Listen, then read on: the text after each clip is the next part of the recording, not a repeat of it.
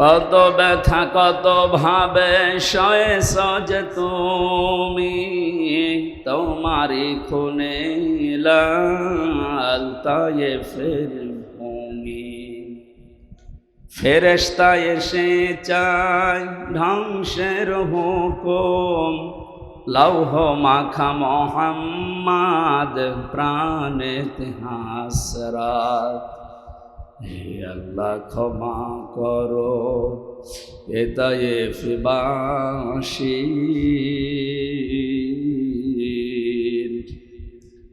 এরা বোঝেনি তো আমি যে মোহাম্মদ, হৃদয়ে মোহাম্মদ। আলহামদুলিল্লাহ। বাংলাদেশের ঐতিহ্যবাহী এলাকা জনপদ রংপুর পার্বতীপুর কেরামত আলী নুরানি হাফিজিয়া মাদ্রাসার উদ্যোগে এক বিশাল তাফসিরুল কোরআন মাহফিল।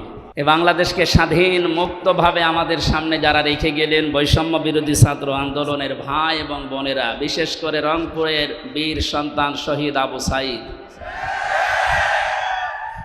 গিয়েছিলাম তার কবরে। আল্লাহ রাব্বুল আলামিন জান্নাতের সুউচ্চ মাকাম যেন তাকে দান করে। বিশাল একটা কাজ করে দিয়ে গেল। এরকম একজন মানুষ জীবন দিয়ে যদি রংপুরের এরকম নাম হয়ে যায়, আমার মনে হয় আরো কিছু মানুষ যাওয়া দরকার। আমাদের এখন যাওয়া লাগবে না, যার জন্য যাবেন সে তো আপনাদের পুত্রবধূ পালিয়েছে। 850 বছর আগে পালিয়েছিল লক্ষণ সেন, আর রংপুরের মুখে কালি লেপন করে পালিয়ে গেল আপনাদের এই বৌমা। ইতিহাস হয়ে থাকবে। কোরআনের পাখির কয়েকটা কথা আমার মনে পড়ে। উনি বলেছিলেন, জালেমরা এদেশে ইঁদুরের গর্ত পাবে না, একটাও পাচ্ছে না। ইঁদুরের গর্ত যে পাচ্ছে না তার প্রমাণ হচ্ছে এই যে হাউং আঙ্কেল, কি নাম জানো? আমি কালকে গোয়েন্দা বিভাগের প্রধান যিনি, তার সাথে কথা বলেছি। বলছে, হুজুর ও আছে, আমাদের কাছে আছে, 2-1 দিন পরে ওরে আমরা ছাড়ব। গর্তে লুকিয়ে আছে, ওরে ছাড়া হবে। গতকালকে এক শয়তান ধরা পড়েছে, ডিবির মশিও। একেবারে টাটকা নির্ভেজাল একটা শয়তান। আমি দেখিনি, পরবর্তীতে রিমান্ডে দেখেছি একবার। আমার মনে হয় শয়তান তো আমি জীবনে দেখিনি, যদি দেখতাম তো এরকম হতো। একেবারে নির্ভেজাল টাটকা একটা শয়তান আসে মাঝে মাঝে, এমন এমন গালি দেয় আলেমদের। জেলখানার ভেতরে সবচেয়ে এই লোকটার নাম বেশি পাওয়া গেছে 3 বছর। আমার মনে হয় জামাত আর বিএনপির লোক যদি ওরে পায়, ওরে ছিঁড়ে খেয়ে ফেলে, কারণ ও যা করিস। এই জানে গর্থে লুকানোর জায়গা এদেশে আর নেই, কোনো গর্থ বাকি নেই। যেখানে যা লুকিয়ে আছে সব বের করে নিয়ে আসা হচ্ছে, কারণ কোনো জায়গা নেই আপনার জন্য। জালেমের জন্য পুরা জমিন আল্লাহ সংকীর্ণ করে দিয়েছে। যারা অনেকেই পাগলামি করছেন যে আমি পাশে আছি, চট করে ঢুকে পড়বো, আপনি আসেন, আপনাকে আমরা ঢোকাচ্ছি। ঢোকাবো ঠিকই, জায়গা বানিয়েছিলেন আয়না ঘর, ওখানে ঢোকাবো। সুতরাং সবাইকে নিয়ে আমরা আল্লাহর দরবারে শুকরিয়া জানাচ্ছি যে স্বাধীন একটা মুক্ত জায়গায় আমরা এখন কোরআনের অনুষ্ঠান কোনো বাধা বিপত্তি ছাড়াই, অনুমতি ছাড়াই করতে পারছি। অথচ এই অনুষ্ঠানটা আগস্ট মাসের 5 তারিখে করতে হলে কমপক্ষে 14 জায়গায় অনুমতি নেওয়া লাগতো। অনুমতি যাদের কাছে নেওয়া লাগতো, কি একটা মানুষ অন্য ধর্মের মানুষের কাছে হলো আমরা মেনে নিতাম। মুসলমানের কোরআন মুসলমানের সামনে বলা হবে, আর ওর কাছে বলা লাগবে যে আপনি একটু লিখে দেন। কি হয়ে গেছে এখন, হাড়ে হাড়ে টের পাচ্ছে না। কোরআনের পাখি 2 নম্বরে জানিয়েছিল শুধু নাড়া দেওয়া হবে, দিল্লি গিয়ে পড়বেন। একেবারে তাই পড়িস। পৃথিবীতে এখন প্রায় 228টা রাষ্ট্র, স্বাধীন পরাধীন মিলে। আমার যা লেখাপড়া আমার এই আয়ত্তে বলছি, এখনো 7টা দেশ বাড়তেছে, 235টা দেশ হবে কয়েকদিন ইনশাল্লাহ। 7 সিস্টার ভেঙে যাচ্ছে না? ওরা পাকিস্তান থেকে আমাদেরকে আলাদা করেছে, এই জন্য নাকি ওরা আমাদের পরম বন্ধু। তা আমরা আপনাদেরকে আরো 7টা দেশ বের করে দিচ্ছি, আমরা আপনাদের বড় বন্ধু। আপনারা এক ভাগ করে যদি বন্ধু হন, আমরা কয় ভাগ করছি? আরো বেশি হবে। কারণ উনি বলেছিলেন যে বাবরি মসজিদ যেভাবে টুকরা টুকরা করেছে আল্লাহর এই ঘরকে, ভারত এত টুকরা করবে আল্লাহ ইনশাআল্লাহ। অত টুকরা হলেও অসুবিধা নেই। অনেকে মনে করে তাহলে রাষ্ট্র হয়ে যাবে এক জেলার মতো। হ্যাঁ, সিঙ্গাপুরে গেলাম, এই মাথা থেকে ওই মাথা মাত্র 43 কিলোমিটার। মাত্র 43 কিলোমিটার যদি একটা দেশ হয়, ভারতের তো 100টা দেশ হওয়া দরকার। হবে ইনশাআল্লাহ। তাহলে ভারতে আমার মনে হয় যেভাবে বাড়তেছে দেশ, 235টাও থাকবে না, 335টা হয়ে যাবে।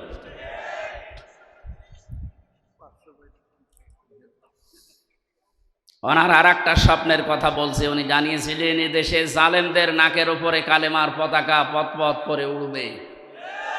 সেই স্বপ্নও বাস্তবায়ন হতে যাচ্ছে ইনশাআল্লাহ। আমরা কোরআনে কারিম থেকে যে আয়াত পড়েছি তাফসীর আকারে কথা বলার চেষ্টা চালাবো। ওমা তাওফীকি ইল্লা বিল্লাহ।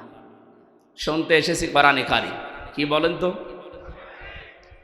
নবীজি বলেন ইকালু লিসাহিবিল কোরআন, কিয়ামতের ময়দানে মহান আল্লাহ কোরআন পড়া মানুষদেরকে বলবেন, পড়। ইকরা, কি বলবেন? ইকরা মানে হ্যাঁ, এটা ক্লাস চলছে। যারা এখানে আছে কলেজ বিশ্ববিদ্যালয় মাদ্রাসায় পড়া, আমরা জানি অধিকাংশ ক্লাসগুলো হয় সর্বোচ্চ 45 মিনিট।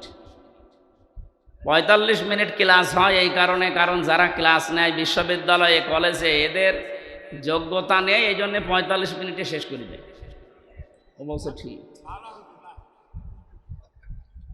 আমাদের ভার্সিটিতে একজন ক্লাস নিত, ডক্টর লোকমান স্যার। ওনার যে যোগ্যতা কোরআনের ওপরে, হাদিসের ওপরে, আমার মনে হয় উনি 45 মিনিট না 45 ঘন্টাও যদি ক্লাস নেয় কেউ মাথা তুলবে না, এত যোগ্যতা আল্লাহ তারে দিয়েছে। কিন্তু 45 মিনিট পরে ঘন্টা বেজে যায় আর একজন আসে। কেন? বিজ্ঞান এই মাথা নিয়ে গবেষণা করে চালিয়েছে যে এখানে যে সমস্ত সিস্টেমগুলো আল্লাহ দিয়ে রেখেছেন, মানুষের কথা রিসিভ করার জন্য একটা জায়গা আছে, অক্সিপিটাল লব বলা হয়। এই জায়গাতে মানুষের কথাগুলো ধরে ক্যাচ করে রেখে দেয়। সর্বোচ্চ 45 মিনিট কথা বলার পরে মানুষের এই জায়গা এখান থেকে আগেরটা আবার মুছে যায়, নতুন করে যেটা বলবেন ওইটা যোগ হয়। এই জন্য 45 মিনিটের পরে ক্লাস নেওয়া ঠিক না, কারণ ক্লাস একটা গুরুত্বপূর্ণ জিনিস। বিশ্ববিদ্যালয়ে যারা ক্লাস নেয় 1 ঘন্টা 45 মিনিট, তারা কমপক্ষে 20 ঘন্টা পড়াশোনা করা লাগে। আগে 40-50টা বইয়ের রেফারেন্স আগে দেওয়া লাগে, নয়তো যারা সামনে বসে আছে আমাদের মতো শ্রোতা তো না, সব ওখানে মেধাবী ছাত্রছাত্রী বসে থাকে। এই জন্য বলছি, এটা যেহেতু ক্লাস চলছে, ক্লাসের মতো আপনি অ্যাক্টিভ থাকবেন। এদিকে ওদিকে তাকানো, মোবাইল টেপা, ছবি তোলা সব বন্ধ করে দিন। আমি কয়েকদিন আগে মালয়েশিয়া ছিলাম, আজহারি ভাই ওখানে যে ক্লাসগুলো নেয় তাফসির মাহফিলে, ওয়াজ মাহফিলে, এই ক্লাসগুলো 45 মিনিট 50 মিনিট করে উনি নেয়, সব অ্যাক্টিভভাবে। মোবাইল কারো থাকলে বন্ধ করে রাখবেন, ছবি তোলা, এদিক ওদিকে তাকানো সব বন্ধ। কারণ এখানে যে কথা হবে এর চাইতে গুরুত্বপূর্ণ কথা পৃথিবীতে আর নেই। বলেন, আমি যে শব্দ বললাম, কিয়ামতে আল্লাহ সাহেবে কোরআন যারা, তাদেরকে বলবেন পড়। কে বলবেন বলেন তো? কার সামনে বলেন না কেন? আল্লাহ নিজের সামনে দাঁড় করাবেন, বলবেন পড়। ইকরা। ইকরা কি? কোরআন শরীফের ভেতরে ইকরা শব্দের অর্থ আমি পেয়েছি প্রধানত 4টা। কোন মানুষ যদি কোরআন পড়তে চায় কমপক্ষে 4টা শর্ত তাকে মানা লাগবে। আল্লাযীনা আতাইনাহুমুল কিতাবা ইয়াতলুনাহু হাক্কা তিলাওয়াতি উলাইকা ইউমিনুনা বিহি ওয়া মান ইয়াকফুর বিহি ফাউলাইকা হুমুল খাসিরুন। সূরা বাকারা 121 নম্বর আয়াতে আছে, আল্লাহ পাক বলেন, যাদেরকে আমি কিতাব কোরআনে কারিম দিয়েছি তারা তেলাওয়াত করলে কিতাবকে হক আদায় করে তেলাওয়াত করে। কি আদায় করে? তাহলে কোরআন যারা পড়বে তারা যেন হক আদায় করে পড়ে। উলাইকা ইউমিনুনা বি, আর এই মানুষগুলো, এই যে আল্লাহ পাক মনে হচ্ছে তার কুদরতির আঙ্গুল এইভাবে ইঙ্গিত দিয়ে ইশারা দিয়ে জানিয়েছে, রংপুরের পার্বতীপুরে এই মানুষগুলো যারা এখন শুনছে পড়ছে, আমরা এখন আল্লাহর কুদরতি হাতের নিচে আছি, উনি যেন আমাদেরকে ইঙ্গিত দিচ্ছে যে এই মানুষগুলো, উলাইকা ইউমিনুনা বি, এরাই আমার কোরআনে বিশ্বাসী।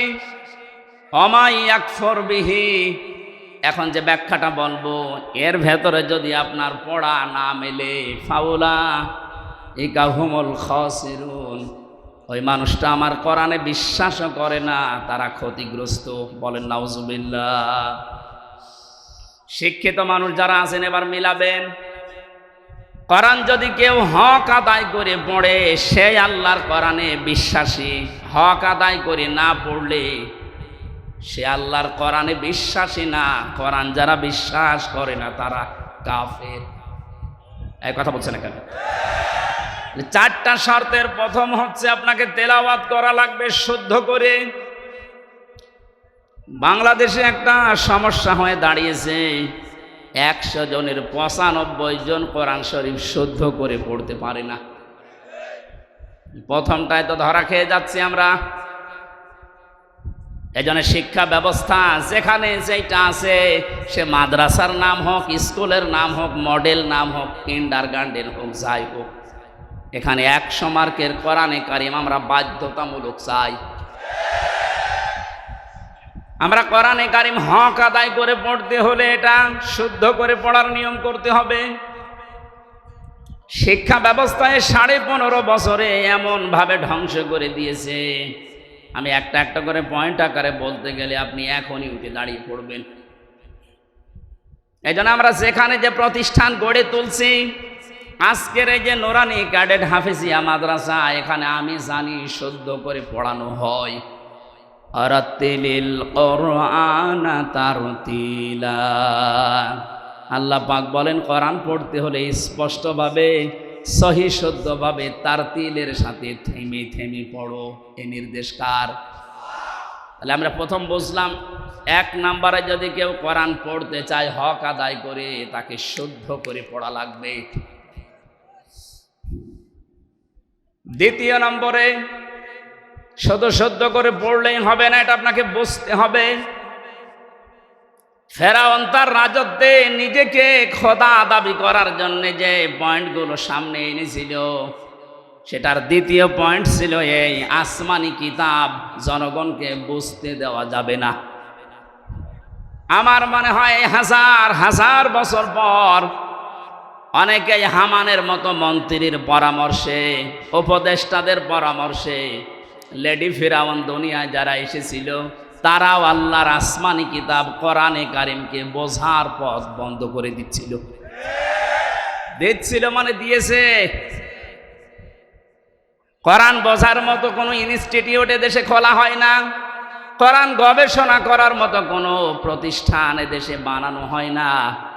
লালনের জীবনী গবেষণা করার জন্য একাডেমি বানিয়েছে। লালন গবেষণাগার বানানো হয় এদেশে, লালন একাডেমি তৈরি করা হয়, অথচ কোরআনের একটা শব্দ নিয়ে আপনি চিন্তা ভাবনা করে নতুন কোনো তথ্য বের করবেন সেরকম কোনো প্রতিষ্ঠান এদেশে নেই। দুঃখজনক হলেও সত্য, আমরা 96% মুসলমান। কত ভাগ? 96%। 96% আমাদের দরকার নেই। গত পরশু দিনের আন্তর্জাতিক একটা রিপোর্ট পেয়েছি, এদেশে এখন 100 জনের 14 জন মানুষ যারা বিদায় নিয়েছে, জালেম স্বৈরাচারী, এদের পক্ষে এখনো পর্যন্ত সাফাই গাচ্ছে। 100 জনের জবান খোলেন না কেন? 100 জনের 28 জন এখনো পর্যন্ত যে কোনো কায়দায় থালা হাতে নেওয়ার চেষ্টায় আছে, সে যেভাবেই হোক। যে থালা দেন, থালা নিয়ে কি করবে? আগস্ট মাসের 5 তারিখের পর থেকে আজকের এই সেপ্টেম্বরের 21 পর্যন্ত আমরা একটা জরিপ দেখতে পাচ্ছি, যারা এখনই খাবো খাবো বলছে তারা কিন্তু তাদের চরিত্রের বহিঃপ্রকাশ এই 1 মাস 15 দিনে ঘটিয়ে ফেলেছে। আনন্দের সংবাদ, এই জরিপের শেষে লেখা আছে এই দেশে 100 জনের 58 জন মানুষ এখন চাচ্ছে আল্লাহর আইন এ দেশে কায়েম হোক। কথা বোঝার চেষ্টা করেন ভাই, তাকবীর পরে দিয়ে।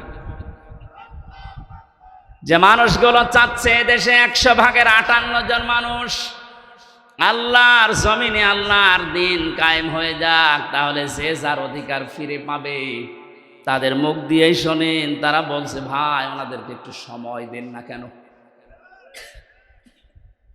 কেবল মাত্র 15 বছরের, একদিন 2 দিন না, 15.5 বছরে সব উলট পালট করে রেখে গেছে। যারা দায়িত্ব নিয়েছে তাদের প্রতিদিনের বক্তব্য এটা যে হাত দেব কোথায়, যেখানে হাত দেয় সেখানে দুর্নীতি। একটা দেশ কত বড় দুর্নীতিগ্রস্ত হলে কেন্দ্রীয় মসজিদের ইমাম পর্যন্ত পালিয়ে যায়। এ চোরাই আবার কালকে এসেছিল, পিটানি খেয়ে বিদায় নিয়েছে।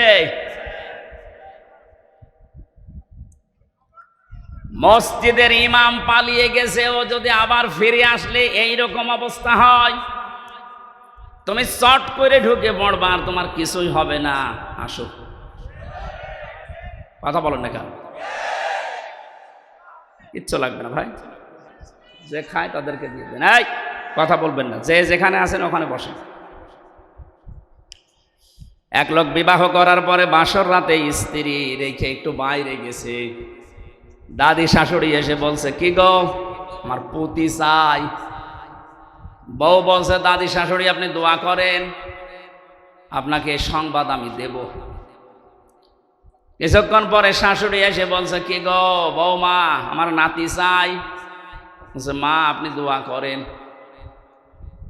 কিছুক্ষণ পরে ননদ আর দেবর এসে বলছে ভাবি তুমি যাই করো আমাদের কিন্তু ভাতিজা চাই। ভাবি বলছে তোমরা দোয়া করো, আমার সময় দাও। স্বামী এবার এসে বলছে বউ তুমি কি করবা আমি জানি না, আমার বেবি চাই। বউ আবার মুখ তুলে বলছে তোমরা কি সব পাগলের বংশ? বিয়ে করে এখন কেবল বাসর ঘরে, কিছুই হয়নি। এরপরে 10 মাস 10 দিন তো সময় দেবেন। আপনি আগেই বেবি চান, আগেই কেউ নাতি চাই, কেউ পতি চাই, কেউ ভাতিজা চাই। আমি কি ডাউনলোড করে নিয়ে আসবো? আমার সময় দেবেন না। 15.5 বছর কি করেছে আপনি জানেন? একটা চেয়ারও দুর্নীতির বাইরে নেই। যেইটারে মনে করতাম না এটা আল্লাহওয়ালা মানুষ দরবেশ, ওইটা আরো বড় খারাপ। দাড়ি কেটে নম হয়ে গেছে। সর্বোচ্চ দুর্নীতি এই লোকটার 36,000 কোটি টাকা। আপনি কল্পনায় আনতে পারবেন না। রংপুর বিভাগের মানুষ তো এমনি গরিব, এদেরকে একটা নাম মানুষ দিয়েছে কেন জানি না, সে যে নামই হোক, কিন্তু আপনারা সহজ সরল, মানে সহজ সরল এত। আজকে গাড়ি নিয়ে আসার সময় হরেন দিচ্ছি, তাকিয়ে দেখ একটু সরে যাবে তো, মানে এত সহজ সরল হলে পারা যায়। গার উপরে যে গাড়ি উঠে পড়বে না, আগে দেখে নিচ্ছে হুজুরের গাড়ি বলে একটু সাইড দিই। আমার মনে হয় অন্যের গাড়ি হলে আগে দেখে দাঁড়িয়ে থাকতো যে নেন আমার গায়ে ধাক্কা মারে। একদিকে আপনারা গরিব আর একদিকে সহজ সরল। নবীজি জানিয়েছেন ধনীদের চাইতে গরিব মানুষ 500 বছর আগে জান্নাতে যাবে। এই হিসাবে বলা যায় যে চাচা জান্নাতেই আছে নাকি?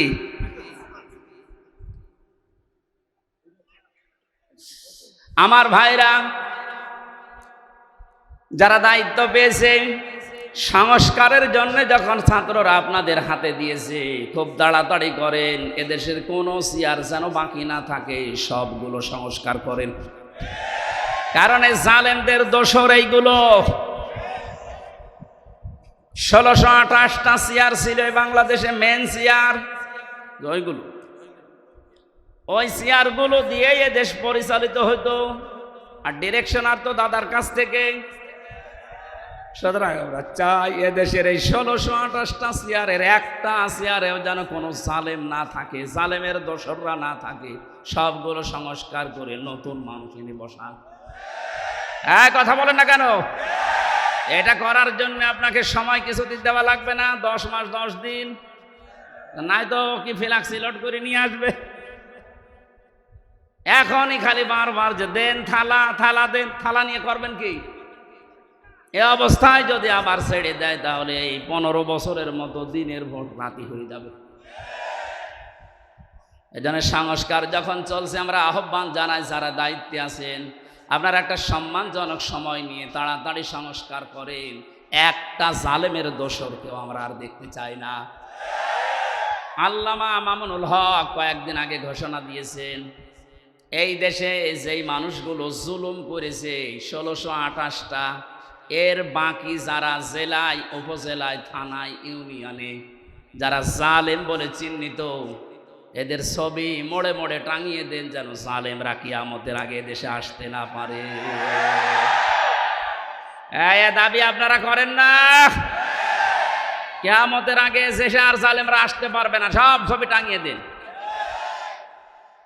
আসুক, শর্ট করে ঢুকবে, আমরাও শর্ট করে ধরবো, শর্ট করে আর একেবারে আয়না ঘরে লাগিয়ে দেবো। আমি 10 দিন ছিলাম মাত্র, এই আমার জীবন অতিষ্ঠ হয়ে গিয়েছিল। আর ব্যারিস্টার আরমান 8 বছর। আপনি ভাবতে পারেন কত বড় কঠিন জায়গা এটা। মুফতি ফখরুল ইসলাম আমার সাথে ছিল জেলখানায়। উনি বলছিল, আমার যখন এই আয়না ঘরে নিয়ে যায়, মাটির নিচে এই পায়ের ভেতর দিয়ে হাত উপর দিয়ে দিয়ে সামনে যে রডের বেড়া দেওয়া আছে, এই রডের সাথে দিয়ে হাত তালা লাগিয়ে দিত। আপনি যদি কায়দ হবে না, সেই কায়দা নেই। আমারে বলতো, হামজা ভাই, আমার মাঝে মাঝে মনে হতো আল্লাহ হয় মরণ দাও, না একটু শোয়ার ব্যবস্থা করে দাও। এই যে শুয়ে থাকা, এটা যে কত বড় নিয়ামত আল্লাহর, আমি ওই কতদিনে টের পেয়েছি। হাত যদি শুধু বেঁধে রাখতো তাও তো ঘুমানো যায়। হাতে পায়ের ভেতর দেয়, সামনের দিকে রডের বেড়া ওর সাথে লাগিয়ে তালা লাগিয়ে দেয়। দেখ, 1.5 মিনিট সময় দেয় টয়লেট করার জন্য। আর খাবার যা দেয় মনে হয় কেউ মাখিয়ে রেখেছে, ওইটাই এনে দেয়। খালে খান, না খেলে মরে যায়। মানে মরে গেলে তো আর অসুবিধা নেই, কেউ তো জানে না যে ও আছে কিনা, এমনি মানুষ মরে যায়। আমার নাই ভেতরে কোরআন শরীফ ছিল, প্রতিনিয়ত আমি কোরআন শরীফ পড়তাম আর বিভিন্ন দৃশ্য ভুলে থাকতাম। কিন্তু যারা হাফেজ না, কোরআন শরীফ নেই, তাদের কি অবস্থায় 8টা বছর কেটেছে বলেন তো? আমার 3 বছরই যেতে চাই না, আমার ডায়াবেটিস হয়ে গেছে, অথচ আমার শরীর চলে না। এই শরীরে ডায়াবেটিস হলে মেনে নেওয়া যায়? কি কষ্ট দিয়েছিল ওই মানুষগুলোকে। আমার মনে হচ্ছে এই দেশের 18 কোটি মানুষ যদি এই জালেমকে মাফ করে দেয়, ব্যারিস্টার আরমানের বউ জীবনও মাফ করবে। আপনারা করে দেন আপনাদের বউমা, তা আমাদের বউ, আমার বউ তো মাফ করবে না, কারণ 3 বছর আপনি তার থেকে কি অবস্থায় রাখলেন। আমারে জেলে দিলে কোনো সমস্যা না, জেলে দিলে 7 দিন পর পর দেখা করা যায়, কথা বলা যায় মোবাইলে। আর আমার একেবারে বিচ্ছিন্ন, সরকারি মোবাইল তো কল্পনাই করা যায় না। দায়িত্বে যেগুলো দিত সবগুলো হিন্দু, সুভাষ দাস, সুব্রত বালা, দেবদাস, দেবদুলাল, এই নাম শুনলেই মনে হচ্ছে যে এ কিছু না কিছু করবে। এসে 24 ঘন্টা পায়ের কাছে, হাতের কাছে বসে থাকে। আমি তো কারোর সাথে কথা বলবো না। সবচাইতে বেশি ঝামেলায় লেগেছিল আমারে আর মাওলানা মামুনুল হক। আপনি কেন করলেন এইটা? এমনিতে জেলে দিতেন, আটকিয়ে রাখতেন, রাখেন। এই কয়েকদিন আগে আমার মামলা সব খারিজ হয়ে গেছে। মানে আগস্টের 5 তারিখের পরে যেই মামলা তুলেছে সব খারিজ করে দিয়েছে বিচারপতি। বলছে কি দেখে মামলার বিচার করবো, এর ভেতরে কোনো মাল নেই, যা। আমি বলতে গেলাম যে বিচারপতি, এ 3 বছর তো আপনার কাছেই ছিল, তখন তো বলেননি যে কোনো মাল নেই, এখন বলছেন কোনো মাল নেই, কি দেখে বিচার করবেন? উনি এইটাই বলতো যে হুজুর আমার হাত বাঁধা আছে। কি ছিল? এখন আমার হাত খোলা আছে, এখন আর তো কেউ বাধা দেওয়ার মতো নেই। এখন সত্যটা আমি সত্য বলে জানিয়ে দিলাম যে আপনি নির্দোষ, কোনো দোষ আপনার আমি পাইনি। আমার মনে হয় এদেশে 1628টা চেয়ার যে আছে, শুধু একটা চেয়ারের হাত খোলা ছিল, আর বাকি 1627টা চেয়ারের হাত বাঁধা ছিল। যারা লাফাতো এই কাকু থেকে শুরু করে হাসাও মাহমুদ থেকে, প্রত্যেকটা খালি আন্দাজে চাপা পিটাত। ওদের কথায় বার্তায় কোনো মিল নেই। ওই একজনের শুধু হাত খোলা, উনি যা বলবে ওদের বলে আজকে এখন দিনে রাত 11টা 10 বাজে, ও যদি বলতো দিনের 11টা 10, এ জালেমের দোসরগুলো বলতো ঠিক আছে। এইরকম অবস্থায় পৌঁছিয়েছিল দেশটা। সেখান থেকে অন্তত আস্তে আস্তে যখন হাত খোলা আরম্ভ হয়েছে, আমরা চাই এদেশে কিয়ামতের আগে যেন আর কারো হাত বাঁধা না হয়। যে যেখানে আছে সব হাত খোলা থাকবে আবু সাইদের মতো। কথা বলেন ঠিক কিনা?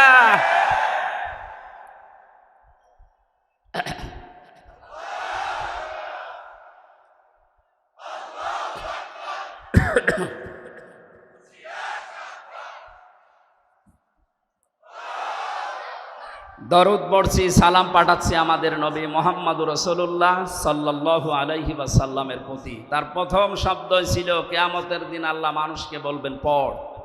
পড়ার শর্ত বলছিলাম কয়টা? 1 নম্বরে পড়তে হবে শুদ্ধ করে, 2 নম্বরে বুঝতে হবে এই পড়া বিষয়টা। আমি ছোটবেলায় যখন 9-10-এ পড়তাম, ওই সময় একটা ছেলে পড়াতাম কুষ্টিয়াতে। একটা ছেলে আমার কাছে পড়ে, আমাদের ছোট নদী চলে বাঁকে বাঁকে। আমি বললাম এটা মুখস্থ করে আমারে শোনা বাঁকাই। আমারে বলছে হুজুর এই যে আমাদের ময়াকার দয়কার র একটা শব্দ লিখতে 4টা অক্ষর কেন লাগে এইটা আপনি বলেন, তারপরে আমি ছোট নদী পড়ব। হ্যাঁ, আমি জানি না একটা শব্দ লিখতে, বাক্য লিখতে যে 4টা অক্ষর লাগে, আমি তো জানি না। চিন্তা করলাম আল্লাহ, এর বয়স কয় বছর, এখনো দুধ ছাড়েনি, আর এ একটা শব্দ পড়বে সামনের শব্দে যাবে না যতক্ষণ আগেরটা না বুঝবে। অথচ 96% মুসলমান এই দেশে আল্লাহর কালাম পড়ে যাচ্ছে আন্দাজে, কিচ্ছু জানে না। আহ্বান জানাচ্ছে এই ছেলেটার মতো মন তৈরি করেন, যেটাই পড়বেন আগে বুঝবেন যে আল্লাহ এবং তার রাসূল কি জানাতে চায়, এরপরে শব্দ যাবে। কথা বুঝতেছেন? 3 নম্বরে শুধু পড়লে বুঝলেই হবে না, যতটুকু জ্ঞান আপনি পেয়েছেন এই জ্ঞানটা মানুষের কাছে নিজের জীবনের ভেতরে বাস্তবায়নের চেষ্টা চালাতে হবে। 4 নাম্বার শর্ত হচ্ছে শুধু নিজে মানলে হবে না, এটা মানুষের কাছে পৌঁছিয়ে দেওয়ার নিয়ত করা লাগবে। এই হাদিসের ব্যাখ্যায় আর একটা হাদিস পেয়েছি, এদিকে তাকান। আন আবি হুরায়রা রাদিয়াল্লাহু তাআলা আনহু قال قال النبي সাল্লাল্লাহু আলাইহি ওয়াসাল্লাম, নবীজি বলেন বাল্লিগু আন্নি ওয়ালাউ আয়া। তোমরা যদি একটা বাক্য জেনে থাকো ওটা মানুষের কাছে পৌঁছিয়ে দাও। বাল্লিগ দেননি নবীজি, বাল্লিগু বহু বচন। আলেম যারা আছেন তাদেরকে বলছি, কোরআনে কারিমে আল্লাহ বাল্লিগু দেয়নি, দিয়েছেন বাল্লিগ। ইয়া আইয়ুহার রাসূল বাল্লিগ মা উনসিলা ইলাইকা মির রাব্বিক। হে রাসূল আপনি তাবলীগ করেন, প্রচার করেন, ছড়িয়ে দেন, ছিটিয়ে দেন, জানিয়ে দেন, মানুষের ভেতরে প্রচার করেন যেটা আপনার রব আপনাকে দিয়েছে, তার নাম কোরআন শরীফ। তার নাম কি? আরো জোরে বলেন। কিন্তু এই কোরআন প্রচার করতে গিয়ে আপনার মনের ভেতরে যেন 2টা জিনিস কখনো না আসে। কিতাবুন উনসিলা ইলাইকা ফালা ইয়াকুম ফি সাদরিকা হারাজুম মিনহু লিতুনদিরা বিহি ওয়া যিকরা লিল মুমিনিন। বলেন আল্লাহু আকবার। আল্লাহ পাক বলেন এই যে কিতাব কোরআন আপনাকে দিলাম, এটা যখন মানুষের মাঝে প্রচার করবেন তখন আপনি যেন কোনো ভয় পাবেন না, কোনো দ্বিধা দ্বন্দ্ব সংশয় সন্দেহ এগুলো আপনার মনের ভেতরে কাজ না করে। হারাজনের ব্যাখ্যায় মুফাসসিরিন ইকরাম লিখেছেন দুইটা বিষয়। এক নম্বরে কোরআন প্রচার করতে গিয়ে কখনো এই ভয় পাবেন না যে মানুষ হয়তো না বুঝে অনেকেই মন খারাপ করতে পারে। এরকম মানুষ দেশে নেই? আছে। আল্লাহ যেটা জানাতে চাই আমিও ওইটা বলতে চাই। তো অনেক মানুষ আছে কোরআনের এই বক্তব্য না বোঝার কারণে আন্দাজে মন খারাপ করে থাকে ও মনে করে আমারে বলতেছে। দ্বিতীয় নম্বরে কোরআনে কারিমে আল্লাহ যেগুলো দিয়েছেন ইবাদত হিসাবে আবাহমান কাল থেকে অনেকে এমন এমন ইবাদত আবিষ্কার করে করে যাচ্ছে যেগুলো আসলে কোরআনে নেই, ইসলামে নেই। হে নবী, আপনি যখন কোরআনের তাফসির করবেন তখন ওইগুলো তো টিকবে না। ওই মানুষগুলো তখন আপনার প্রতি মন খারাপ করবে, খারাপ ধারণা করবে। আজকে বাংলাদেশে যেমন মাজারওয়ালারা করছে, মাজারের কোন অস্তিত্ব কোরআন হাদিসে আছে? হ্যাঁ আছে। আপনি মাজারকে সংরক্ষণ করে রাখেন, কোনো ইহানত যেন না হয়, অপমান না হয়, গরু ছাগল যেন নষ্ট না করে। তাই বলে সেখানে সেজদা দেওয়া লাগবে, গাঁজা খাওয়া লাগবে, নারী পুরুষ জেনা করা লাগবে? কোথায় পেয়েছেন? আমরা তো এই মাজারের বিরুদ্ধে। যেখানে গাঁজা খাওয়া হয়, যেখানে নারী পুরুষের অবাধ মেলামেশা হয়, কথা বলেন না কেন? এরকম মাজার দেশে নেই। আপনি আমার সাথে চলেন, আমি দেখাবো চট্টগ্রামে অধিকাংশগুলোতে গাঁজার ফ্যাক্টরি আর নারী পুরুষের অবাধ জেনা। যেগুলো আবাসিক হোস্টেলগুলোতে হয়ে থাকে ওইগুলো মাজারে হচ্ছে প্রকাশ্যে। তাও হক্কানি আলেমরা কোনোদিন এটা দেখার পরে জানার পরে সহ্য করতে পারে? এতদিন পর্যন্ত জালেমরা ওদেরকে পাত্তা দিত, জালেমরা ব্যবসা করে খেত, এই কারণে কিছু বলতো না। জালেম যেহেতু নেই এখন, আলেমরা এই জন্যে এত বেশি সতর্ক করছে যে মাজারের অস্তিত্ব যেন না থাকে, গুড়িয়ে দেন।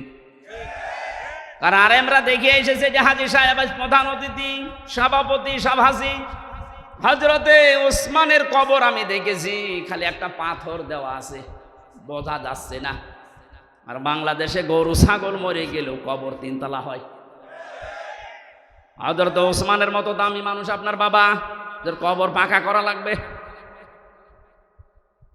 ওসমান রাদিয়াল্লাহু তাআলা আনহুর কবর যদি মাত্র একটা পাথর দেওয়া থাকে তাও বোঝা যাচ্ছে না। তাহলে বাল্লেগোর আমি ব্যাখ্যা করছিলাম যে বাল্লেগ না দিয়ে আল্লাহর নবী বাল্লেগও দিয়েছেন। এটা শুধু আমির হামজার কাজ না, যে যতটুকু জানবে ওইটাই তার প্রচার করা লাগবে, এটা ফরজ মনে করি।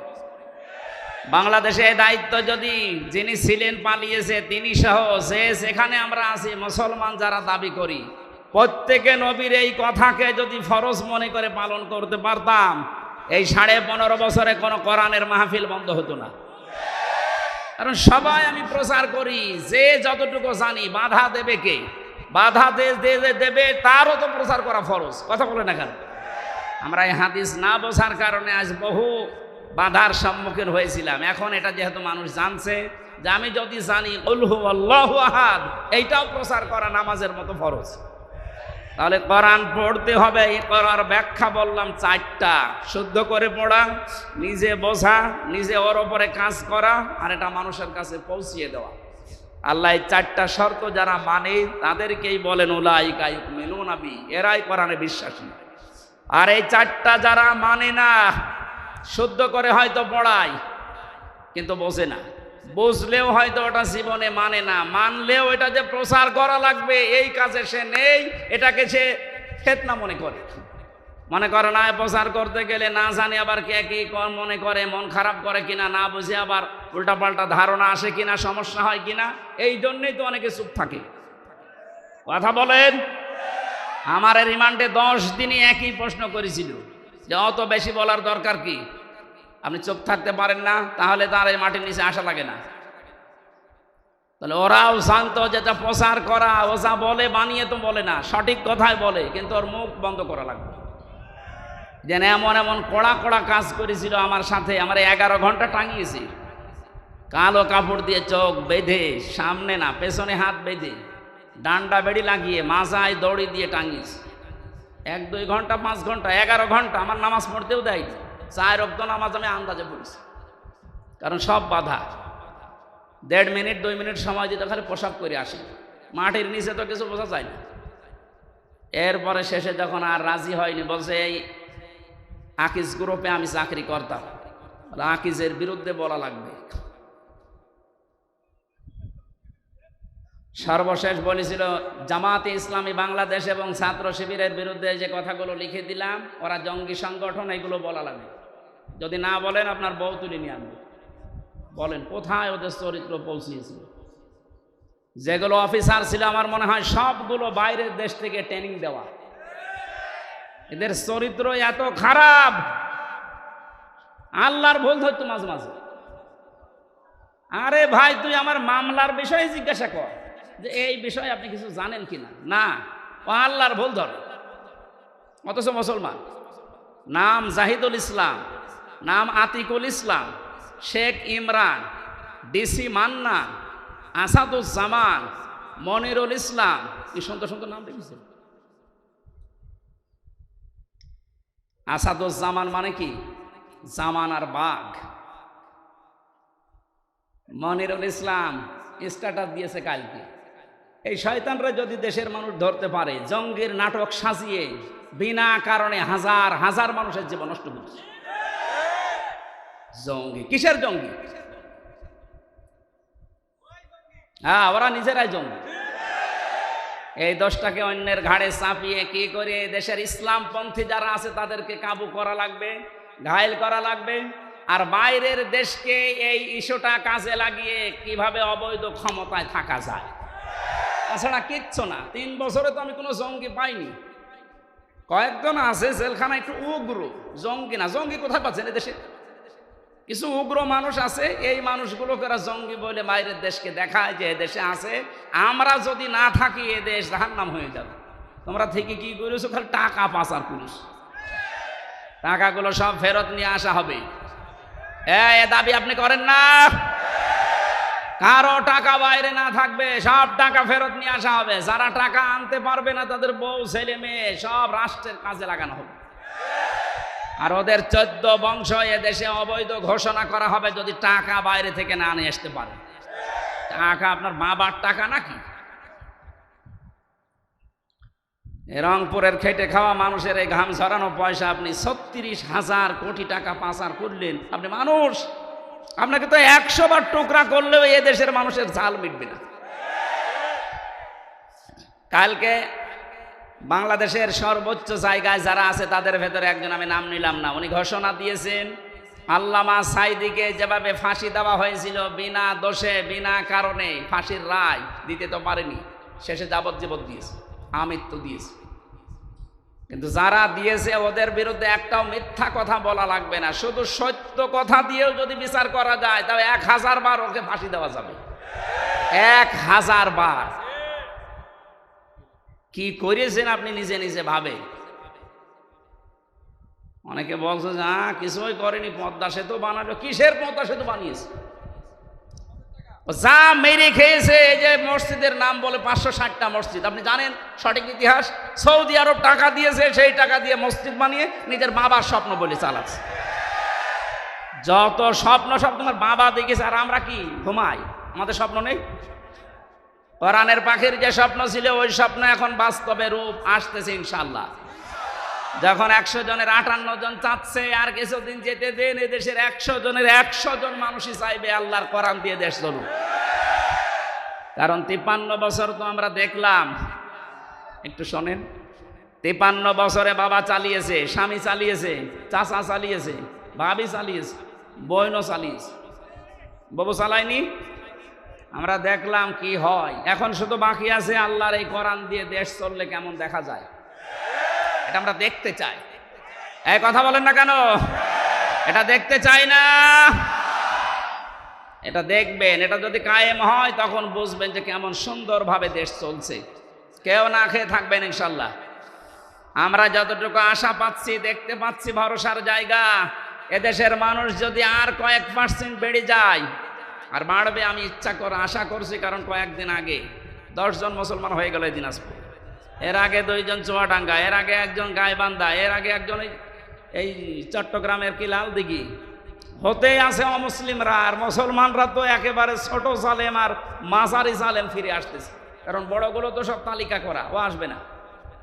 আমার কুষ্টিয়ার যে দুইজন ছিল তালিকা, কোথায় যে পালিয়েছে, ওর বাড়ির ইট পর্যন্ত মানুষ খুলে নিয়ে চলে গেছে, পায়খানার প্যানও খুলে নিয়ে গেছে। যা, আমার মাঝে মাঝে মনে হয় আবু জেহেলের বাড়ি যদি পায়খানা হতে পারে, কারণ ও ওখানে বসে বসে সলা পরামর্শ করত নবীর বিরুদ্ধে, ইসলামের বিরুদ্ধে। কথা বলে না কেন? এই জন্য আল্লাহ ওই জায়গাটাকে অভিশপ্ত করে দিয়েছে। ওই জায়গাটাও এখন ইন্টারন্যাশনাল পায়খানা। আমি হজে যখন উপর দিয়ে ঘুরছিলাম, আমার পেটে ব্যথা করছে, হঠাৎ ওই জায়গায় গেলাম, যে দাঁড়িয়ে আছে, এক পুলিশকে বলছি, হে ভাই, আমার তো পেটে ব্যথা করছে, এতক্ষণ তো ভালোই ছিলাম। আমারে বলছে, ইয়া হাজি ওর হজ্জা, তাই না বিলাদ বোকা। হাজি দেশ কোথায়? যে তুমি বাংলাদেশ। আমি বাংলাদেশ থেকে এসেছি। আমারও বলছে, আপনি জানেন না এটা কোন জায়গা? না তো, আবু জাহেলের বাড়ি। আপনি এখনো পায়খানা না করে দাঁড়িয়ে আছেন, তাড়াতাড়ি করে। কাজ করে দেখে আমার পেটের ব্যথা ভালো হয়ে গেছে। তার মানে আল্লাহ আমাকে বোঝাতে চাইছে যে হামজা, এত লক্ষ টাকা খরচ করে আসলে আর ওই শয়তানের মুখে পায়খানা না করে চলে যাবা, তাড়াতাড়ি কর। কাবার পাশে ওর বাড়ি, এত দামি জায়গা, শুধু ইসলামের বিরুদ্ধে অবস্থান নিয়ে জালেমের থাকার জায়গা যদি আল্লাহ গজবের জায়গা বানিয়ে দেয়, এ বাংলাদেশেও যে সমস্ত জায়গায় বসে বসে আলেমদের বিরুদ্ধে, ইসলামের বিরুদ্ধে ষড়যন্ত্র করত, ওই জায়গাগুলো জাতীয় পায়খানা বানানো হয়। আমার কি বললাম বুঝিয়ে বলছেন তো ঠিক নাকি আন্দাজে? আবু জেহেলের বাড়ির সাথে এ বাড়ির যাদের মিল আছে, সে যে নম্বরই হোক, এই নম্বরগুলো আমরা পায়খানা বানাতে চাই। সারা বিশ্বের মানুষ দেশ দেখতে আসবে আর জানবে যে এই জায়গায় গেলে পেটে ব্যথা হবে। কথা বলে না কেন? কারণ এই গজবের জায়গা এগুলো, যেখানে ইসলামের বিরুদ্ধে ষড়যন্ত্র হয়তো বসে বসে দুর্বিসন্ধি করত, কি করে আলেমদের ফাঁসি দেওয়া যায়, কি করে আলেমদের আটক করে রাখা যায়। মামলাটা আমার 31 বার উঠেছিল, জামিন দেয়নি, অথচ জালেম চলে যাওয়ার পরেই মামলা তুলেছি, কোনো কিচ্ছু নেই, একবারে খালাস করে দিয়েছি। তার মানে ওর হাত ছিল। বিচারপতি বারবার বলতো, আমার কাছে কেন আসেন? হাইকোর্টের বিচারপতি বলছে, আমার কাছে কেন আসেন? আমার হাত বাঁধা। উপর থেকে যতক্ষণ পর্যন্ত আল্লাহর ওই অলি সিগন্যাল না দেবে কিছুই করার নেই। কোথায় ছিলাম আমরা? বিচার ব্যবস্থাকে কোথায় পৌঁছিয়ে দিয়েছে। আজকে প্রধান বিচারপতি যে কথাগুলো জানিয়েছে, আমার মনে হয় এই কথাগুলো বাংলাদেশে অতি শীঘ্রই, অতি দ্রুত কার্যকারী করা দরকার। তাহলে ন্যায় বিচার এদেশে কায়েম হবে ইনশাআল্লাহ। যারা দায়িত্বে আছে আল্লাহ তাদেরকে ওমরের মতো যেন বানিয়ে দেন, বলেন আমিন। আমরা হাদিসের এখনো 5-6টা শব্দ ছিল সামনে, অরাত্তিল কামা কুংতা তোরাত্তিল ফিদ দুনিয়া, এই শব্দগুলোর ব্যাখ্যা আপনারা আশপাশে যারা আলেম আছে এনাদের কাছে জেনে নিয়ে আমরা তাফসীরুল কোরআন মাহফিলে প্রবেশ করছি। সূরা নসর, কোন সূরা? বলেন বলেন, নসর না নাসর? নুন সোয়াদ র। নাসরুন শব্দের শাব্দিক অর্থ হচ্ছে সাহায্য, আর নুন সিন র নাসর মানে ঈগল পাখি। এই জন্য যারা এই সূরাটা পড়তে গিয়ে সোয়াদ না বলে সিন দিয়ে উচ্চারণ করেন, আপনার কিন্তু নামাজ হবে না। কারণ নামাজ ভাঙার কারণ 19টা, তার ভেতরে প্রথম কারণ কোরআন যদি কেউ অশুদ্ধ পড়ে। এবার তেলাওয়াত করবেন শুদ্ধভাবে। আমরা প্রবেশ করছি। ফাউযু বিল্লাহি মিনাশ শাইতানির রাজিম। বিসমিল্লাহির রহমানির রহিম। ইযা জাআ নাসরুল্লাহি ওয়াল ফাত। সূরা নসরে 3টা আয়াত আল্লাহ দিয়েছেন। কোরআন শরীফে 3 আয়াত বিশিষ্ট সূরা আছে, 3টা, আসর, নসর আর কাউসার। কয়টা সূরা? এর ভেতরে মাত্র 3টা আয়াত আছে। আমার তো যতটুকু কোরআনের উপরে পড়াশোনা করা আছে, এই নসরের ভেতরে আল্লাহ এত কথা দিয়েছেন, তাফসীর আকারে যদি আমি কিয়ামত পর্যন্ত হায়াত পাই, তাও এত কথা শেষ করা সম্ভব না। এত কথা এই সূরার ভেতরে আছে। নসর শব্দের শাব্দিক অর্থ সাহায্য। আল্লাহ বলেন, যখন আসবে আমার সাহায্য তখন আপনি বিজয় দেখতে পাবেন। তাহলে বিজয় আসার শর্ত সাহায্য। বিজয় আসার শর্ত কি? এই 15.5 বছর পরে যে বিজয় এসেছে, এটা আল্লাহর সাহায্যে এসেছে। মাধ্যম বৈষম্য বিরোধী ছাত্র আন্দোলনে যারা জীবন দিল এরা মাধ্যম, আর যারা 2700 এখনো হাসপাতালের বেডে কাতরাচ্ছে, আমরা এদেশের দায়িত্বে এখন যারা আছেন তাদেরকে আহ্বান জানাচ্ছি, বাংলাদেশে এখনো যারা হাসপাতালে কাতরায়, বিশেষ করে স্বাধীনতায় এই যুদ্ধে যারা আহত হয়েছে, প্রত্যেককেই যেন পুনর্বাসন করা হয় তা সঠিকভাবে এবং স্থায়ীভাবে। কথা বলেন ঠিক কিনা? এরা জীবন্ত শহীদ, কারো চোখ নেই, কারো পা নেই। আমি কুষ্টিয়া হাসপাতালে এই 6 তারিখে গিয়েছিলাম দেখার জন্য। 5 তারিখে স্বাধীন হয়েছে, 6 তারিখে সকালে গিয়ে দেখি একজনের অন্ডকোষ উড়ে গেছে, একজনের চোখ উড়ে গেছে। আমার যতটুকু সমর্থ ছিল আমার বাবার, আমি নিজের পক্ষ থেকে বাড়িগুলো ওই শহীদদের বাড়ি গিয়ে সাহায্য করে এসেছি। রাষ্ট্রকে আহ্বান জানাচ্ছে আপনারা এগিয়ে আসেন। এই দরবেশের টাকা এবং এই জালেমাদের টাকা পয়সা সবগুলো বাজেয়াপ্ত করে এদের পেছনে খরচ করে।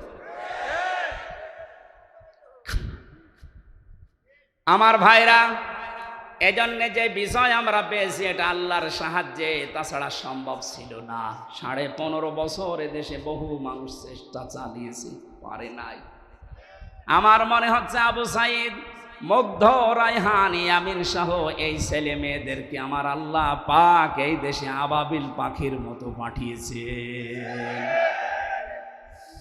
ইযা জাআ নাসরুল্লাহি ওয়াল ফাত, যখন আসবে আল্লাহর সাহায্য, হে নবী আপনি বিজয় দেখতে পাবেন। আর বিজয় যখন আসবে, যে 7টা জিনিস পর পর দেখা যাবে, তার 1 নম্বরে পরাইতান নাসা ইয়াদখুলুনা ফি দীনিল্লাহি আফওয়াজা, আপনি দেখতে পাবেন দলে দলে পালে পালে মানুষ ইসলামে প্রবেশ করছে। কোথায়? বলেন বলেন। এই সুযোগটাকে যেন অন্যদিকে না নিয়ে যায়। এই জন্য ফরিদপুর থেকে শুরু করে এই যে পঞ্চগড়ে অনেকে এখন কাজে লেগে পড়েছে বিভিন্ন মিশনারির নাম দিয়ে। সাদা পোশাকে তারা আসতেছে, নারী আর পুরুষ সবার পোশাক সাদা। ওরা এখন খ্রিস্টান ধর্মের নাম না, ঈসাই ধর্মের নাম দিয়ে মানুষদেরকে ওই ধর্মে নিয়ে যেতে চেষ্টা চালাচ্ছে। এটা বিজয়ের বিপক্ষের অবস্থান। বিজয় আসলে আপনি দেখতে পাবেন দলে দলে মানুষ পালে পালে ইসলামে আসবে, খ্রিস্টান ধর্মে আসবে, হিন্দু ধর্মে আসবে, ইহুদি ধর্মে আসবে। এরকম কোনো কথা আল্লাহ পাক ঘোষণা দেননি। সুতরাং যারা এগুলো করছেন আপনাদের মতলব অন্যদিকে। আমি কথা বোঝাতে পারিনি, নিচে নামা যাচ্ছে না, সমস্যা আছে। সুতরাং এগুলো যারা করছেন আপনারা থামবেন। এ দেশের বিজয় মুসলমানেরা যখন এনে দিয়েছে, আল্লাহ যেটা জানাতে চায় দলে দলে পালে পালো মানুষ ইসলামে আসবে, এইটাই আমরা দেখতে চাই, অন্য কিছু না। সুতরাং ইহুদি, খ্রিস্টান, কাদিয়ানি, অন্যান্য যত নাম নিয়ে মানুষদেরকে ইসলাম থেকে বের করার চেষ্টা চালাচ্ছেন, এদেশের মুসলমানেরা এখনো বুঝে উঠতে পারেনি। যদি বুঝে উঠতে পারে, মাটি তলা পায়ের নিচে কিন্তু মাটি থাকতে দেবে না। কথা বলেন। আমরা আপনাদেরকে আহ্বান জানালাম, আপনারা থামবেন। যারা অন্য ধর্মের প্রচার করছেন, 96% মুসলমানের দেশে ইসলাম থাকবে, অন্য কিছু না। অন্য যারা থাকবে জিজিয়া দিয়ে থাকবে। কথা বলে না কেন? আপনারা যদি বসবাস করতে চান, হ্যাঁ ওয়েলকাম, স্বাগতম জানাচ্ছি, নিরাপত্তা দিয়ে রাখা হবে, কিন্তু নিজেদের ধর্ম ইসলামের উপরে চাপিয়ে দেবেন না। কারণ আল্লাহর সাহায্য যখন আসে তখন বিজয় আসে। এই আয়াত অনুযায়ী আমরা দেখতে পাচ্ছি বিজয় আসার প্রথম কাজ, মানুষ আসবে ইসলামে। কোথায়? আফওয়াজা শব্দের শাব্দিক অর্থ আলেম যারা আছে জিজ্ঞাসা করেন তো। দলে দলে পালে পালে মানুষ ইসলামে আসবে, এর প্রমাণিত এই যে দিনাজপুরের 10 জন মুসলমান হয়ে গেল। তা আপনি আবার কোত্থেকে কি ঈসাই ধর্ম নিয়ে আসতেছেন? এবার আসেন তো শব্দের দিকে তাকাই। আল্লাহ পাক বলেন, হে নবী আপনি দেখতে পাবেন মানুষগুলো দলে দলে পালে পালে প্রবেশ করছে ফি দীনিল্লাহ, আল্লাহর দিনে। কার দিন বলেন তো? দিন কার? আরো জোরে। আমাদের নাকি দিন? দিন আল্লাহর, আমরা হচ্ছে দিনের খাদেম, কামলা, লেবার, মনীষ, পাট, যাই বলেন, সার্ভেন্ট, ভিত্ত। আমরা কেউ এ দেশে দিনের মালিক না, আমরা সবাই দিনের খাদেম। দিনের খাদেমে কথা বলতে লজ্জা হয়, শরম লাগে, নিজেকে ছোট মনে হয়। আরে বিশ্ব নবী ছিলেন দিনের খাদেম। প্রচার করতে গিয়ে যখন কাফেরেরা পাথর দিয়ে আঘাত করত, ঢেকে ফেলতেন মারতে মারতে, হযরতে জিবরাইল এসে যখন পাথরগুলো সরিয়ে ফেলেন, নবীজি আহত অবস্থায়, ক্ষত বিক্ষত অবস্থায়, কথা বলতে পারেন না, এমন কঠিন অবস্থায় বলতেন, ইয়া আখি জিবরাইল, হে ভাই জিবরাইল, আমার কাজটা সকালবেলা থেকে কি? অন্য কোনো কাজ আছে আমার? ফেরেশতা জিবরাইল বলতেন, ইয়া রাসূলুল্লাহ, আল্লাহ পাক আমাকে জানাতে চেয়েছেন, বলতে বলেছেন এই কথা যে সকালবেলা থেকে আপনার কাজ এই দিনের খেদমত করা, কারণ দিন প্রচারের জন্য দিনের খাদেম হিসাবে আল্লাহ আপনাকে পাঠিয়েছেন।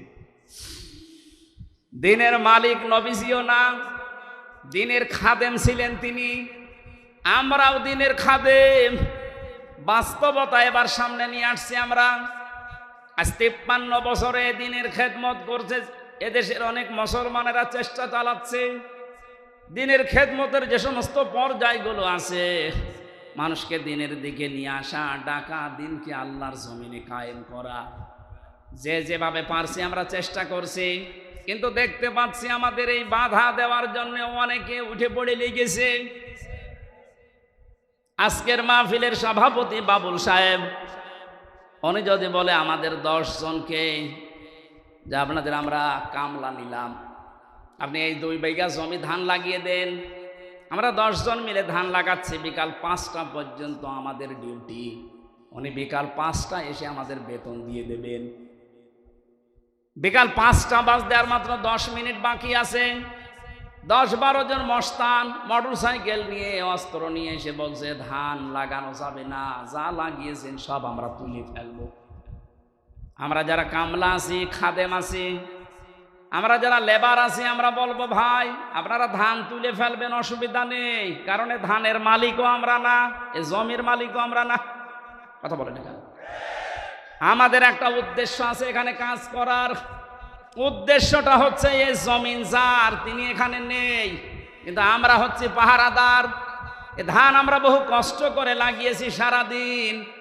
আপনারা যদি ধান তুলে ফেলতে চান ফেলেন, কিন্তু আর 10 মিনিট পরে, কারণ আর 10 মিনিট পরে মালিক আসবে, আমাদের বেতন দিয়ে দেবে, বেতন নিয়ে আমাদের সংসার চলবে। আপনি যদি এখনই তুলে ফেলেন, এখনো তো 5টা বাজেনি, মালিক এখনো আসেনি, উনি এসে যদি দেখে ধান সব তোলা হয়ে গেছে, আমাদের বেতন দেবে না। কথা বলেন না কেন? আরো জরিমানা নিতে পারে যে তোরা থাকতে ধান তুললো কেন। আমারও প্রশ্ন হচ্ছে, মালিক যখন আসবে তার আগে 5টা পর্যন্ত পাহারা দেওয়ার দায়িত্ব এই লেবারদের, এই খাদেমদের। এই কথা বলেন। আমরা যেহেতু জমিনের কামলা, এই জমিনের মালিক না, এই জমিনে আল্লাহর দিন কায়েম করতে হবে। বিকাল 5টা মানে জীবনের শেষ দিন, জীবনের শেষ দিন পর্যন্ত যে থাকা লাগবে মাঠে ময়দানে, এই ঘোষণা আমি বানালাম। সূরা হিজর 14 নম্বর পারার 99 নম্বর আয়াত। এটা আল্লাহ পাক বলেন, ওয়াবুদ রাব্বাকা হাত্তা ইয়াতিয়াকাল ইয়াকিন। হে নবী, আপনার রবের ইবাদত করবেন, রবের জমিনে আপনি ইবাদত করবেন, কামলা দেবেন। কতদিন পর্যন্ত? যতদিন আপনার মরণ না আসে। তার মানে জমিনে দিন কায়েম করার জন্য চেষ্টা চালাতে হবে। জীবনের শেষ দিন বিকাল 5টা মরণ পর্যন্ত। এর ভেতরে যদি কেউ বাধা দিতে আসেন, ওই ধান তুলে ফেললে যেমন মাস্তানদের সাথে হাতাহাতি হওয়া, কথা কাটাকাটি হওয়া, মারামারি হওয়া, খুন খারাপি হওয়া সম্ভাবনা নেই? বলেন বলেন বলেন। সুতরাং এই জমিনেও আমরা বিকাল 5টা পর্যন্ত কাজ করব। এর ভেতরে যদি কেউ বাধা দিতে আসেন, হাতাহাতি হবে, কথা কাটাকাটি হবে, মারামারি হবে, প্রয়োজন হলে মেরেও ফেলতে পারে। কারণ আমাদের বেতন দরকার। আমাদের বেতনের নাম জান্নাত। দেবে কয়টায়? 5টায়। বলেন বলেন। যেহেতু এখনো বিকাল 5টা বাজে নাই, মানে জীবনের শেষ দিন আসে নাই, আমার জীবনের মেন কাজ এখন এইটা, কি করে জমিন আল্লাহর দিন কায়েম হয়। এর ভেতরে বহু বাধা দিয়েছিলেন বিভিন্ন কায়দায়, যেগুলো বাধা দিয়েছে সেগুলোকে আল্লাহ নিজে অপমান করছে। এই যে কালামানিক বিসি উড়ে গেছে, বিসি উড়ে যায়নি, ওর অবস্থা এখন ভালো না। দয়া পরবশ হয়ে অনেক বিচারপতি এখন বলছে ওরে ছেড়ে দিলে ভালো হয়। কিসের ছেড়ে দেওয়া? ও মরে যাক, ওর কোনো ছাড় নেই। শুধু না, যত জালেম ধরা পড়েছে ওরা যেন কিয়ামতের আগে আর ছাড়া না পায়। তাহলে গেল ক্যান্সার, এ বের হলে আবার ইসলামের বিরুদ্ধে ষড়যন্ত্র করবে, ধান তুলে ফেলবে। এক কথা বলে না কেন? আমি জেলে বসে আছি আর আমার নামে তালিকা করেছে 116 জনের ভেতরে আমার নাম আছে। আরে বেটা, আমি তো বসে আছি 3 বছর। কত বড় শয়তান দিয়ে গেছেন। আর ওরে নাকি এখন ছেড়ে দেবে। কিসের ছেড়ে দেওয়া? কোনো ছাড় নেই এদের। যেহেতু আমরা বিকাল 5টা পর্যন্ত কাজ করছি, অনেক মস্তান হস্তান আসবে এ ধান তুলে ফেলতে। এ ধান লাগিয়ে বিকালে যখন মালিক আসবে বেতন দেবে, এরপরে বাড়ি। এর আগে জমিন ছাড়া যাবে। কারা কারা টিকে থাকবেন বিকাল 5টা পর্যন্ত দেখি? লিল্লাহে তাকবীর। দিন ইসলাম, দিন ইসলাম, আল কোরআনের আলো, দুনিয়ার মুসলিম, এক হও, লড়াই করো, নারায়ে তাকবীর। আমির হামজা ভাই এগিয়ে চলো। আলহামদুলিল্লাহ ভাই।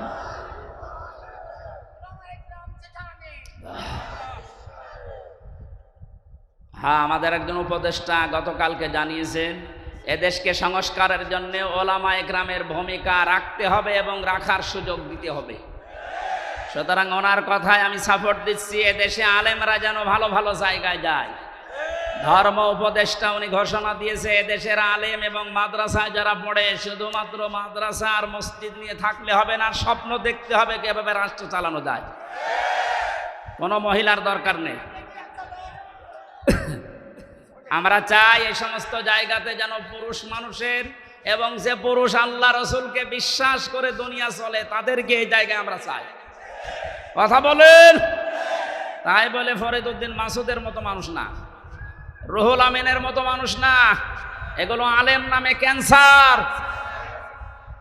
ইসলামের সবচাইতে বড় ক্ষতি করেছে 15.5 বছরে এই জালেমগুলো। বাতিলের 5 আটা গোলামি করে কওমি জননী নাম দিয়ে কওমি মাদ্রাসার ইজ্জত মিরিস। এই 3 বছরে যত কওমি আলেম আমার সাথে ছিল, অধিকাংশগুলো ওর নাম ধরে বরদোয়া করতো জেলখানায়। যেই দিন কওমি জননী নাম দিয়েছে জালেমাকে, সেই দিনই বরদোয়া হয়েছে। মাওলানা মামুনুল হক, শাখাওয়াত হোসেন রাজি ভাই যারা ছিল, বসে একটা কাজ করলো, আমাদের তো সব উল্টাপাল্টা করে ফেললো। কত বড় মানুষ জালেম হলে একজন আলেম নৌকা মার্কা নিয়ে দাঁড়ায়, বলেন তো? হ্যাঁ, আর সে আবার জোর করে নামাজ পড়াতে আসে, ওর পেছনে নামাজ হয়?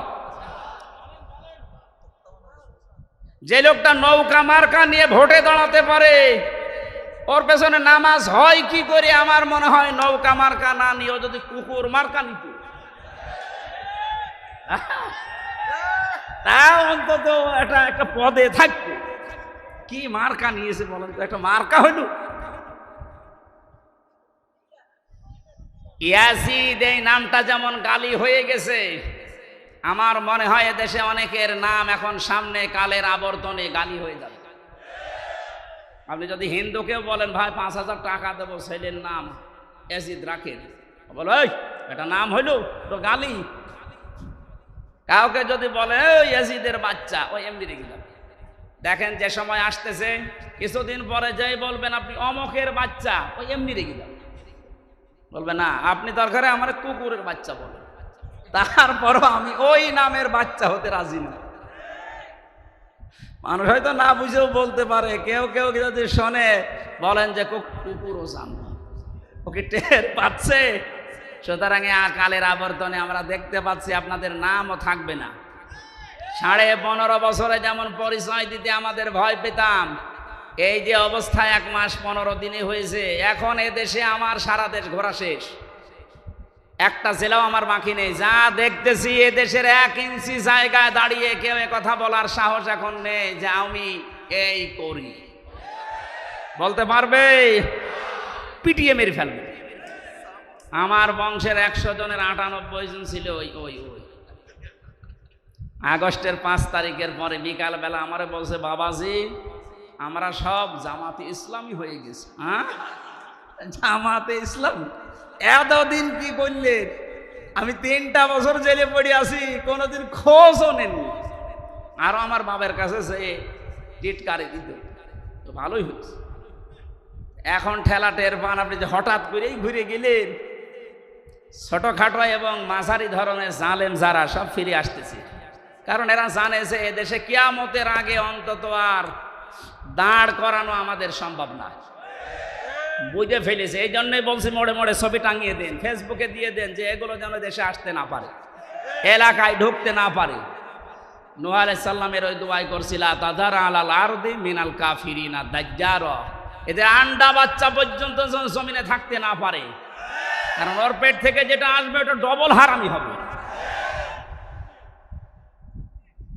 সম্মানিত মুসল্লিকরা, আমরা আল্লাহর জমিনে আল্লাহর দ্বীনের খাদেম, আমরা কেউ মালিক না। আমরা চেষ্টা করে যাচ্ছি, যদি কায়েম হতে পারে ভালো, না হলেও আমাদের অসুবিধা নেই, আমাদের বেতন আছে। কথা বলেন না কেন? এখন যিনি বাবলু সাহেব, উনি যদি বলেন এই মাস্তানরা যা করবা করো, আমি কিছু বলবো না, যদি সামনাসামনি কিছু না বলে বুঝতে হবে ওনার গোপনে কোনো দুর্বিসন্ধি আছে। কারণ এখন হয়তো কিছু বলছে না, কিন্তু যেই দিন ধরবে মস্তানদের বাপ বলার সময় দেবে না। আল্লাহ আগস্টের 5 তারিখে যেমন দেয়নি, দুপুরের খাবার খেয়ে যাবে সে সময়ও দেয়নি, খালি 5 মিনিট চেয়েছিল যে একটু লিখে যায়। বলে কিসের লিখা? আসতেছে, আপনি তাড়াতাড়ি ওঠেন, তাড়াতাড়ি ওঠেন বলে যে কাজ করেছিল ওই সময়ের ভেতরে বলছে না আমি পদত্যাগ করিনি। তো এগুলো এই ভিডিও কি ফেরেশতারা বানিয়েছে? যতই চালাকি করেন, তাই যে ধোকাবাজি করেন, এতদিন পেরিয়েছেন, এখন আর এদেশের মানুষ সতর্ক, খুব সতর্ক হয়ে আছে। বাংলাদেশ জামাতে ইসলামের কেন্দ্রীয় আমির সেদিন কুষ্টিয়ায় গিয়েছিল, উনি ঘোষণা দিয়েছে আমরা কিন্তু এখন সজাগ। এদেশের 100 জনের 86 জন মানুষ এখন সজাগ, 14 জন শুধু একটু ঘরে আছে। এই ঘর কেটে যাবে ইনশাল্লাহ, যখন পিঠের ওপরে পড়বে তখন ঘর এমনি কেটে যাবে। পড়তেছেও মাঝে মাঝে, এদেরকে দিয়ে জালেমারা একটু মাঝে মাঝে দেখে যে হ্যাঁ ওরা জেগে আছে কিনা। প্রথমে লাগিয়েছিল অন্য ধর্মের লোকদেরকে, হালে পানি নেয়নি। এরপরে লাগিয়েছে প্রধান বিচারপতিকে দিয়ে একটা কূপ তৈরি করে, পারেনি। এরপরে লাগিয়েছে আনসারদের। কিসের আনসার? 42,000 আনসার নিয়োগ হয়েছে, তার ভেতরে 32,000 গোপালগঞ্জে। তা আমরা যে এখনো 63 জেলার লোক আছি, আমরা কি ঘাস কাটছি? সবই যদি ওই জেলার হয়, তো বাংলাদেশে 63 জেলা জেলা না? পার্সেন্টেজ হিসাবে ভাগ করে দিতে পারেন না? সবগুলো ওখান থেকে। এই জন্যই তো ওরা লেগেছে। এ 17 বছর কোথায় ছিলেন আপনার অধিকার নিয়ে? হঠাৎ এখন শুরু করেছেন। পুলিশ ছাড়া যদি দেশ চলতে পারে, ও আনসার ছাড়া চলবে 1-2। কোনো দরকার নেই, সাদা বিলুপ্ত করে দেবে।